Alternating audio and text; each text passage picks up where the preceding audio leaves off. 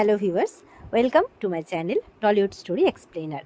তো তোমাদের সবার পছন্দের ধারাবাহিক রাঙামাটি তীরন্দাজের আজকের পর্বের রিভিউ নিয়ে আমি তোমাদের সামনে এসে গেছি। তো শুরুতেই দেখা যাচ্ছে যে রাঙামাটি তো মানে পুরো একদম ঢেকে দিয়েছে বলতে গেলে, মানে পুরো নিজেকে দিয়ে আড়াল করে দিয়েছে সেই চন্দ্রলেখা দেবীকে। আর বলছে যে তোর যদি কোনো অসুবিধা না থাকে তোর সাথে আমি একটু কিছু কথা বলতে চাই। বলে হ্যাঁ হ্যাঁ বল না, কোনো অসুবিধে নেই। বলছে যে আমার মেয়ে বিহু, সে জোনাল চ্যাম্পিয়নশিপ জিতেছে, আমি চাই যে তুই ওকে একবার আশীর্বাদ কর। এই বলে বলে হ্যাঁ হ্যাঁ ডাক। এই বলে বিহুকে ডাকছে স্টেজে। বিহু তো ঘাবড়ে গেছে, তাড়াতাড়ি করে বন্দুক টন্দুক ঢুকিয়ে ফেলেছে। ও মাকে ইশারা করছে না আমি আসবো না। আর তখন স্টেজে যিনি অ্যাঙ্কারিং করছেন তো তিনি তখন বিহু বোসকে স্টেজে আসতে বলেন। বিহু তখন বাধ্য স্টেজে আসে। ওর মা তো তাকিয়ে আছে বিহুর দিকে, বিহুও গটগট করে তাকিয়ে আছে ওর মায়ের দিকে। দিয়ে বলছে যে নে ইনি চিত্রলেখা দেবীর সাথে মানে আলাপ করিয়ে দেয়। আর বলছে যে এই আমার মেয়ে বিহু, ও জোনাল চ্যাম্পিয়নশিপ জিতেছে। বলে খুব ভালো, মায়ের মুখ উজ্জ্বল করো। এই বলে বিহুকে প্রণাম করতে বলছে রাঙা ওনার পা ছুঁয়ে। তো বিহু যাকে মারতে গেছিলো উল্টে তার পা ছুঁয়ে প্রণাম করছে। তো উনিও আশীর্বাদ করেন জীবনে অনেক বড় হওয়া, মায়ের মুখ উজ্জ্বল, কারণ মায়ের মতো বড় হওয়া। মা জীবনে অনেক বড় বড় কাজ করেছে, ওরকম বড় বড় কাজ করে জীবনে তুইও সুখ্যাতি পা, এইভাবে বলছে। তো এবার রাঙা বলছে যে ঠিক আছে তুই এবার বিশ্রাম নে, আমি আমার মেয়ের সাথে এবার আলাদাভাবে গিয়ে কথা বলি। তো এই বলে এবার চিত্রলেখা দেবী স্টেজ থেকে নেমে যান, ওনাকে ধরে ধরে মানে নামানো হয়। আর এদিকে রাঙা ওর মেয়েকে বলছে সাইডে নিয়ে গিয়ে যে তোকে আমি আর কোনো খারাপ কাজ করতে দেবো না, কোনো খারাপ কাজের সাথে যুক্ত হতে দেবো না, তোর মানে কোনো ক্ষতি আমি কাউকে করতে দেবো না, তোকে কোনো বিপদে পড়তে দেবো না। এই বলে বিহুকে জড়িয়ে ধরে। বিহু অস্বস্তি বোধ করছে কিন্তু লোকের সামনে কিছু বলতে পারছে না। বলছে কোনো খারাপ কাজের সাথে তোকে যুক্ত হতে দেবো না, আর কেউ তোকে দিয়ে আর কোনো খারাপ কাজ করাতে পারবে না, এমনটা বলছে। তো শেষমেশ বিহুর আর মারতে পারে না, প্রোগ্রাম শেষ হয়ে যায়। আর ওদিকে ইয়ের কাছে ফোন গেছে, বৃন্দার কাছে। বৃন্দা কিন্তু ফোনের অপেক্ষাই করছিল। দিয়ে বৃন্দার কাছে ফোন গেছে, ফোন করে বলছে, বৃন্দা জানতে পারে যে এরকম এরকম ব্যাপার, বিহু কিন্তু মারতে পারেনি। বলে কি, আমি তো আপনার ফোনেরই অপেক্ষা করছিলাম খবরটা জানার জন্য, যে আমি ভাবলাম কাজটা এতক্ষণে হয়ে গেছে। বলে না হয়নি, কাজটা হবে কি, ওই যে আপনার বাড়ির রাঙামাটি তীরন্দাজ সে তো পুরো খেলাটাকেই ঘুরিয়ে দিল। বিহু কোথায় চিত্রলেখা দেবীকে মারতে গেছিল, উল্টে রাঙা তাকে স্টেজে ডাকলো আর চিত্রলেখা দেবীর সাথে পরিচয় করিয়ে দিল। আর বলছে উল্টে বিহু চিত্রলেখা দেবীর পা ছুঁয়ে প্রণাম করলো।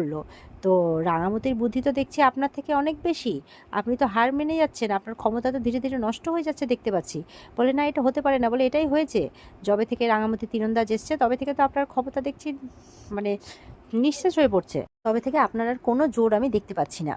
আর একটা কথা মাথায় রাখবেন, এই বিহু নামক অস্ত্রটা যদি আপনার হাত থেকে বেরিয়ে যায় না, তাহলে কিন্তু আপনি সমস্ত ক্ষমতা হারাবেন। এই যে পলিটিক্যাল লিডারদের সাথে আপনার যে ওঠা বসা সব কিন্তু বন্ধ হয়ে যাবে, এটা কথা মাথায় রাখবেন।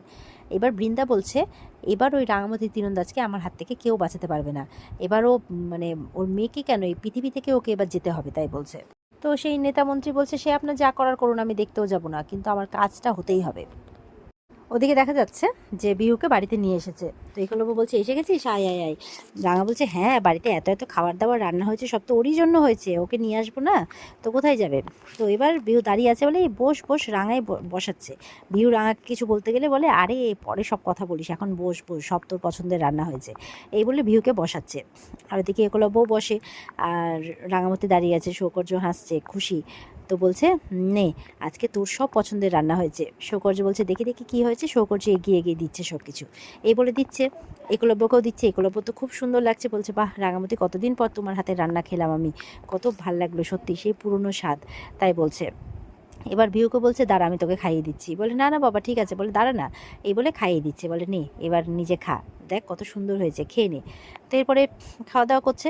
সৌকর্য বলছে খা খা, কেমন রে তুই একবারও বলিস না আমাকে খাওয়ার জন্য। বলে তোর খেতে ইচ্ছা হয় তুই খা, আমার দায় পড়েছে নাকি। বলে আরে দায় পড়েনি মানে, তুই একা একা খেয়ে নিবি। বলে তুই খা, তোর খেতে ইচ্ছা হচ্ছে তো বস ওখানে। বলে না তুই এইভাবে বললে খাবো না। রাঙা বলছে আচ্ছা আচ্ছা ঠিক আছে, তোদের ঝগড়া এবার থামা। সৌকর্য বস তো বাবা বস। বলে না না আন্টি সবসময় এরকম করে বলবে। বলে আরে বাবা ক্ষমা করে দে, ক্ষমা করে দে, বস। তখন ছেলেটা বলছে আবি মজা আয়েগা না ভিরু। এবার খেতে বসেছে।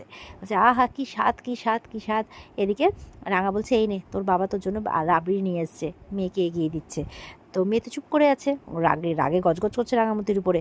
এগুলো বলছে কি হলো খা, এই বলে খেতে যাবে কি সৌকর্য একটু নিয়ে খেয়ে নিয়েছে। বলে এই তুই একসাথে সব গেল বুঝলি, চিকেন মাছ রাবড়ি সব একসাথে গেল। বলে হ্যাঁ গিলবো, আমার গ্যাস হবে তো তাতে কি, এই বলে সব হাসাহাসি করছে।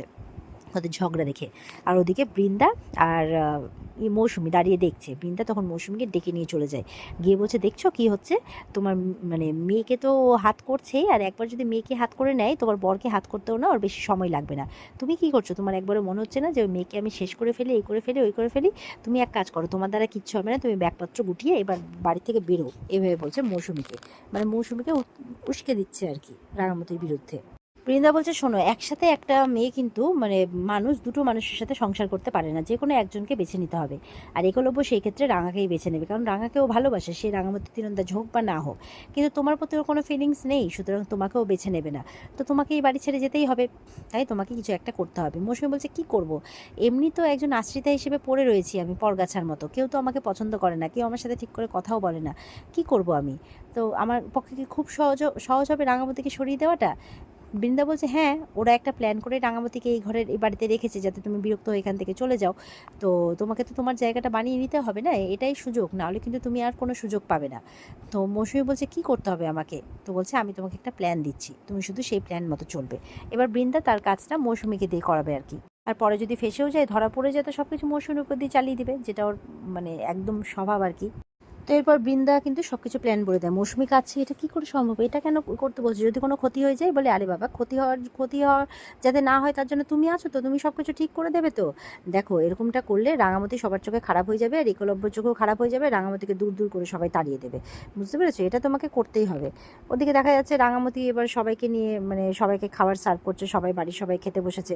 আর বিহুর স্টেট চ্যাম্পিয়নশিপ নিয়ে এবার কথাবার্তা হচ্ছে, যে সামনের সপ্তাহে মানে সামনের সপ্তাহ থেকে এর পারপাসে ট্রেনিং শুরু হয়ে যাবে, কোচের সাথে রাঙামতি কথা বলে নিয়েছে, এইসব কথাবার্তা হচ্ছে আর কি নিচে। একলব্য বলছে, ঠিক আছে, খুব ভালো কথা, এবার কিন্তু আমিও যাবো সঙ্গে, এর আগে কিন্তু আমাকে তোমরা সঙ্গে নাওনি, শরীর ভালো না হ্যান ত্যান বলে, কিন্তু এবার কিন্তু আমি যাবো, আর গাড়ি আমি বুক করে দেবো, কেমন? তো বলছে, আচ্ছা ঠিক আছে, যাস, খুব ভালো। তো এবার সবাই যাওয়ার একটা ইয়ে করছে, মানে কিছু কিছু জন আর কি। আরাধ্যা বলছে, তুমিও মানে আরাধ্যার বড় যাবে, তো বলছে আমিও যাবো, বলে না না তুমি গিয়ে কী করবে, বলে না না আমিও যাবো। তখন পাঞ্চালি বলছে, আচ্ছা আচ্ছা ঠিক আছে, আমরা সবাই মিলে যাবো, একটা পিকনিকের মতো হয়ে যাবে, বিহু ওর খেলা খেলবে, ওর খেলাও দেখা হয়ে যাবে, আর একটা পিকনিকের মতো হয়ে যাবে, ভালো, খুব ভালো। এবার একলব্য বলছে, তাহলে বিহু সব প্ল্যানিং কিন্তু রেডি? হ্যাঁ। বিহু বলছে, আমি কিন্তু এখনও কোনো সিদ্ধান্ত নেইনি, বড় জেম্মাকে জিজ্ঞাসা করবো, বড় জেম্মা পারমিশন দিলে তবে আমি যাব। রাঙা বলছে, তোর বড় জেম্মা পারমিশন না দিলেও তুই খেলবি? বলে, আপনি কিন্তু এবার গাজোয়ারি করছেন আমার উপরে। হ্যাঁ। একলব্য বলছে, আচ্ছা আচ্ছা ঠিক আছে, তোরা আর ঝগড়া করিস না তো, আজ বস এবার। আর অঙ্কুর কোথায়? অঙ্কুর বলছে, এই যে আমি চলে এসেছি সবার জন্য গরম গরম জিলেপি নিয়ে, তাহলে সকালের খাওয়া দাওয়াটা আরেকটু ভালো হবে, এখানেই ভাসছিল তাই নিয়ে এলাম। তো সবার তো খুব আনন্দ, আরাধ্যাকে বলছে সার্ভ করে দিতে, আরাধ্যা সেই মতো করে সবাইকে সার্ভ করে দিচ্ছে। তো এরপরে রাঙা বলছে, তা বড় বউটা কোথায়, সে সকালে চা জল খাওয়ার খাবে না নাকি? একটু মেয়েকে এসে তো উৎসাহও দিতে পারে, যাকে ছোট থেকে মানুষ করেছে, নাকি শুধুমাত্র তাকে খারাপ কাজে প্রেরণা দিলেই হবে, তাকে ভালো কাজে উৎসাহ দিতে হবে, তাই না? তা কোথায় বৃন্দা ম্যাডাম কোথায়, ডাকছে। তখন কিন্তু বৃন্দা নেমে আসে, কি হয়েছেটা কি, এভাবে গলা ফাটাচ্ছ কেন? বলছে, না, বলছে যে তুই তো বিহুর বড় জেম্মা হোস, তো ও তো এবার স্টেট চ্যাম্পিয়নশিপ খেলবে, তাই জন্য তুই একটু ওকে তো উৎসাহ দিতে পারিস এসে, তাই না? তাহলে ওরও একটু ভালো লাগবে। পাঞ্চালি বলছে, হ্যাঁ দেখো না, তখন থেকে বলছে বড় জেম্মা পারমিশন না দিলে আমি যাব না।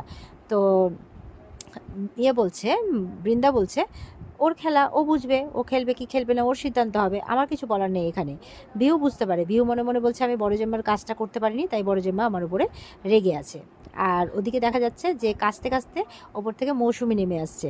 তো রাঙা বলছে, কি আবার তুই খাবি না? বলে, না, আমার শরীরটা ভালো না, আমি খাবো না, আর কালকে রাত্রে অনেক কিছু খাওয়া হয়েছে, পেটটা পুরো ভার হয়ে রয়েছে, শরীরটাও ভালো লাগছে না, মাথা ব্যথা করছে।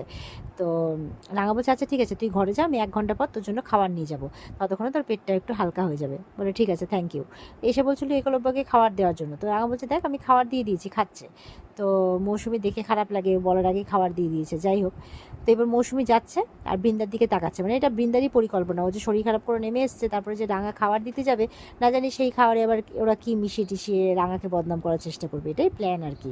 তো বৃন্দাও হাসছে মৌসুমির দিকে তাকিয়ে, আর মনে মনে বলছে, একটু পরেই তুই ফাঁসবি রাঙা, তুই ভাবতেও পারছিস না যে তোর সাথে কি হতে চলেছে। আর এমনটা ভাবতে ভাবতে এখানেই কিন্তু আজকের পর্ব শেষ হয়ে যায়। তো এই ছিল আজকের পর্বের রিভিউ। ভালো লেগে থাকলে পর্বকে লাইক কমেন্ট করে জানাতে ভুলবে না, আর আমাদের সাথে জুড়ে থাকতে চ্যানেলকে সাবস্ক্রাইব করতে ভুলবে না। দেখা হচ্ছে তোমাদের সাথে আগামীকালকে। সবাই খুব ভালো থাকবে। আজকের মতো পর্বের রিভিউ এই পর্যন্তই। বিস্তারিত দেখতে অবশ্যই স্টার জলসার পর্দায় চোখ রাখবে। টাটা।